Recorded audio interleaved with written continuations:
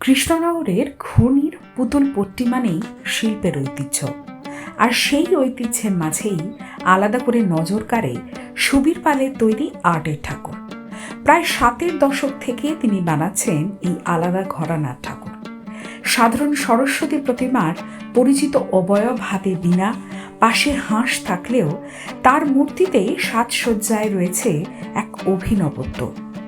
মাটির শাড়ি, মাটির গয়না, শুধু মাটি না, ভাবনাতেও আছে শিল্পের ছোঁয়া। প্রতি বছর নতুন ভাবনা, নতুন কল্পনা। কখনো মা সরস্বতী আশীর্বাদ দিচ্ছেন মান্না দেকে, কখনো লতা মঙ্গেশকরের সঙ্গে হাঁটছেন, আবার কখনো জঙ্গলে প্রাণীদের মধ্যে বসে আছেন বিদ্যার দেবী।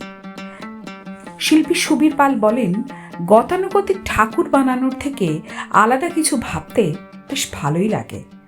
নতুন কিছু কল্পনা করে ঠাকুর বানানোতেই আমার আনন্দ। বর্ধমান জেলার কানলার একটা বিখ্যাত পুজো, সরস্বতী পুজো, অগ্নিবীণা ক্লাবের। তো এই অগ্নিবীণা ক্লাব আমি প্রায় 40 বছরের কাছাকাছি কাজ করছি।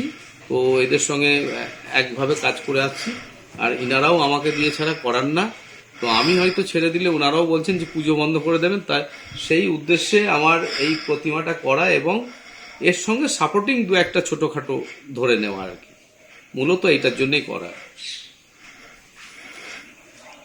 এইগুলো আপনার নিজস্ব ডিজাইন? একদম, হ্যাঁ, একদম নিজস্ব ডিজাইন। ওনারা কিছু বলেন না, ওনারা বলেন যে আপনার ভাবনা থেকে আপনি। তো বিভিন্ন ভাবনায় এনাদের কাজ করা হয়েছে। এবার একটু যদিও খুব সাদামাটাভাবে করা হয়েছে, তো বিভিন্নভাবে বিভিন্ন মানুষকে, সেলিব্রিটি মানুষকে নিয়ে, যেমন মান্না দেকে নিয়ে করেছি, তানসেনকে নিয়ে কাজ করেছি, কালিদাসকে নিয়ে করেছি। তো এরকম বিভিন্ন সময় বিভিন্ন কনসেপ্টে কাজগুলো হয়েছে।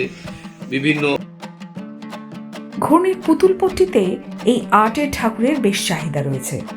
নতুন শিল্পীরাও যুক্ত হচ্ছেন এই শিল্পচর্চায়। তবু প্রতিবারই আলাদা করে নজর কাড়ে সুবীর পালের সৃষ্টি।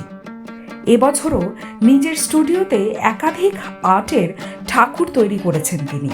তো রীতির বাইরে গিয়ে কল্পনাকে রূপ দেওয়াই একজন শিল্পীর পরিচয়, আর সেই পরিচয় বারবার নতুন করে প্রতিষ্ঠা করেছেন শিল্পী সুবীর পাল। ঘূর্ণির পুতুল পট্টিতে তার তৈরি সরস্বতী যেন শুধু প্রতিমা নয়, এক একটি জীবন্ত শিল্পকথা। কৃষ্ণনগর থেকে দিবাকর দাসের রিপোর্ট, এক্সপ্রেস নিউজ।